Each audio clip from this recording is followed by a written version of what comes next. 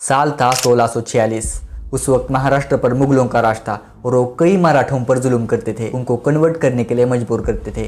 पर एक 16 साल का लड़का सामने आता है अपनी हक के लिए और बस कुछ मराठाओं को साथ लेकर तोरना को आदिल शाह से आज़ाद करता है। वहाँ पर भगवा लहराता है और वही आगे चलकर पूरे मराठा साम्राज्य का राजा बनता है।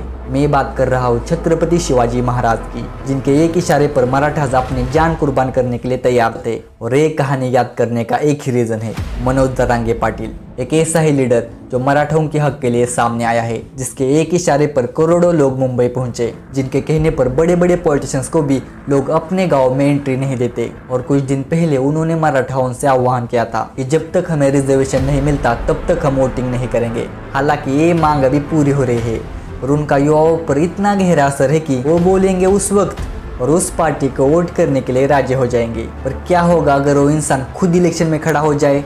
क्या वो बस मराठाओं के दम पर सीएम बन पाएंगे? Let's find out.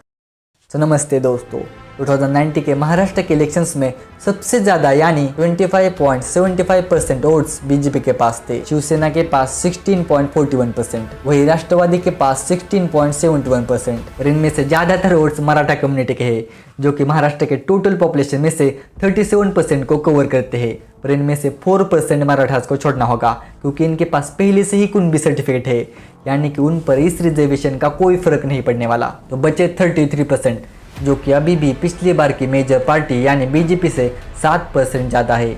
और अगर ये किसी पार्टी के साथ अलायंस बना लेते हैं तो और भी ज़्यादा पावरफुल बन जाएंगे। हालांकि ये पिछले समय में कांग्रेस के साथ काम कर चुके हैं, पर अभी मराठाओं के साथ चलना है और कांग्रेस के साथ जुड़ना, क्या पता वो पसंद करेंगे कि नहीं। और अगर वो बीजेपी के साथ भी जुड़ते हैं तो मेजोरिटी की वजह से ज़्यादातर चांसेस है कि वही सीएम बने। पर आपको क्या लगता है, मनोज जरांगे पाटिल जी को पॉलिटिक्स में आना चाहिए? वो आप ही मुझे कमेंट सेक्शन में बता देना। और अगली वीडियो में हम मोदी जी के 10 सालों के कामों के ऊपर डिटेल में बात करने वाले हैं, तो स्टे ट्यून्ड।